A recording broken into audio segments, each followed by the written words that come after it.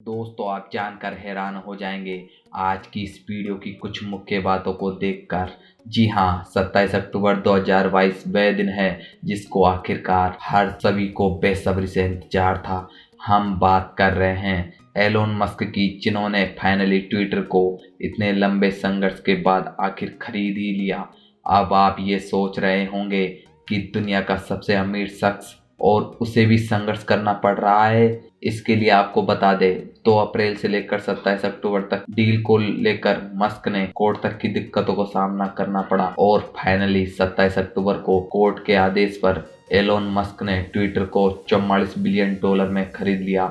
आइए आपको बताते हैं इस डील की शुरुआत 2 अप्रैल को किस प्रकार से हुई थी। दरअसल मस्क के पास ट्विटर की 9.2% हिस्सेदारी 2 अप्रैल तक थी और उन्होंने जब इस बात का ट्वीट किया तो पूरी दुनिया को लगा कि मस्क ने ट्विटर को ही खरीद डाला है।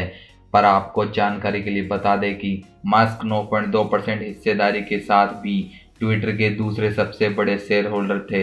हालांकि अब ट्विटर कंपनी की सारी शेयर होल्डिंग मस्क के पास है। मस्क ने डील फाइनल करने के बाद ट्वीट कर यह जानकारी भी दी है कि उन्होंने ट्विटर अपने व्यापार में फायदे के लिए नहीं बल्कि लोगों के मदद के लिए यह डील की है।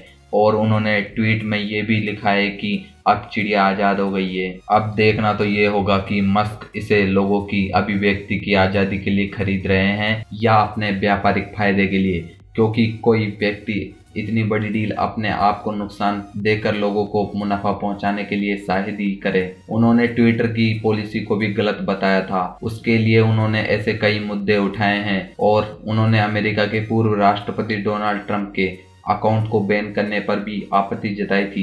इसके अलावा यदि आप ट्विटर में एक बार कोई भी पोस्ट कर देते हैं तो उसमें एडिट भी नहीं किया जा सकता।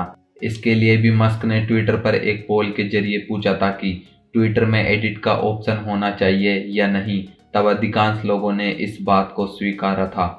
हालांकि इस ट्वीट को डिलीट किया जा सकता है। खैर, ये खबर आगे बढ़ी और 15 अप्रैल को मस्क ने ट्विटर के सामने एक पेशकश की, जैसे पिछले दिनों शार्क टैंक में शार्क किया करते थे।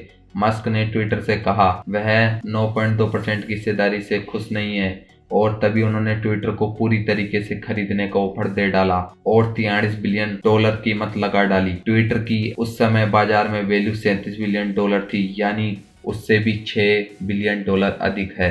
पर फाइनली यह डील 27 अक्टूबर को 44 बिलियन डॉलर में हुई। खैर, ये बात तो हुई डील की। आपको ये भी बताते हैं कि मस्क ट्विटर को खरीदकर इसका निजीकरण करेंगे, यानी इसे सब्सक्रिप्शन प्लान भी लेकर आना चाहते हैं। इतना ही नहीं, मस्क चाहते हैं आने वाले समय में ट्विटर के यूजर्स उस पर मूवीज देखे, वीडियो गेम्स खेले।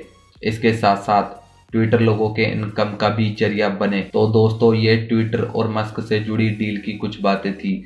आपको ये वीडियो कैसी लगी हमें कमेंट सेक्शन में लिखकर बताएं। साथ ही चैनल को सब्सक्राइब और वीडियो को फेसबुक और व्हाट्सएप पर ज़्यादा से ज़्यादा शेयर करें।